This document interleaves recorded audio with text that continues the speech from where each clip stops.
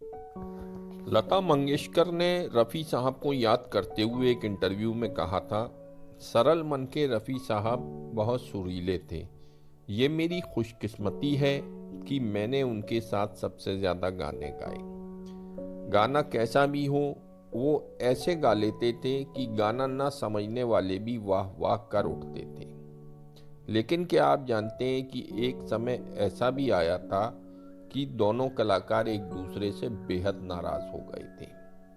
60 के दशक में लता मंगेशकर अपनी फिल्मों में गाना गाने के लिए रॉयल्टी लेना शुरू कर चुकी थी, लेकिन उन्हें लगता था कि सभी गायकों को रॉयल्टी मिले तो अच्छा होगा।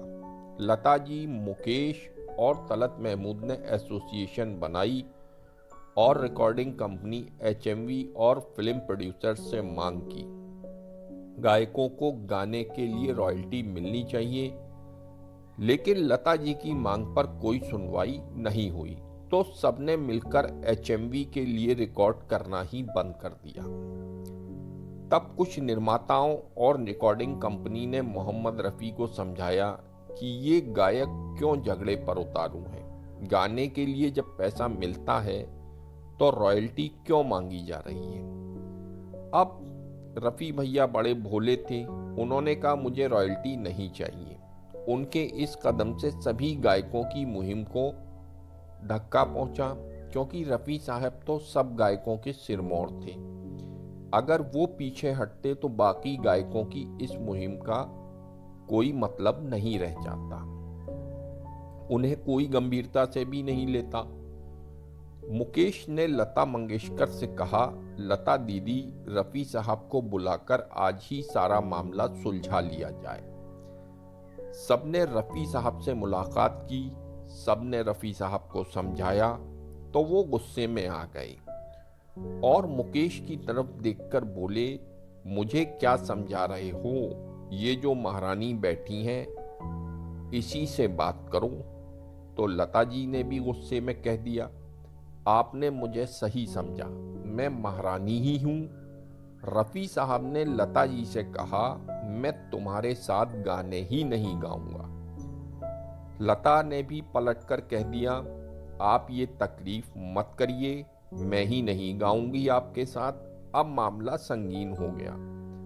लता ने कई संगीतकारों को फोन करके कह दिया कि मैं आइंदा रफ़ी साहब के साथ गाने नहीं गाऊंगी।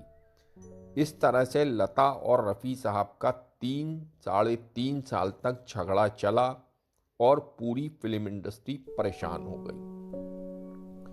बाद में नौशाद और दिलीप कुमार की पहल पर ये शीत युद्ध समाप्त हुआ और दोनों ने एक बार फिर से साथ में गाना शुरू किया।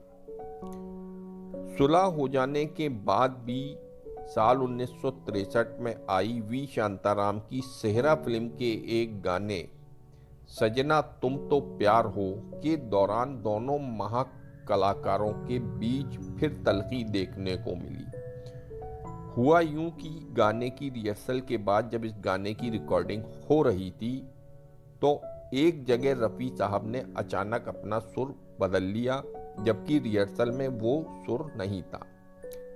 लता जी माजरा समझ गईं, उन्होंने भी रफ़ी साहब के उस सुर का जवाब अपना सुर बदलकर और आवाज़ को ऊंचा करके दिया, जो कि रिहर्सल में नहीं थी। रफ़ी और लता जी का बदला रूप देखकर सेहरा के संगीतकार रामलाल भी अचंभित रह गए। लता जी का बदला सुनकर रफ़ी साहब भी मुस्कुराए बिना नहीं रह सके। इस प्रकार लता जी ने रफ़ी साहब के नहले पर दहला मार दिया। बावजूद इसके ये गाना हिट हुआ। अगर आप ये गाना सुनेंगे तो दोनों का बदला सुर महसूस करेंगे, जो कि रिहर्सल में था ही नहीं।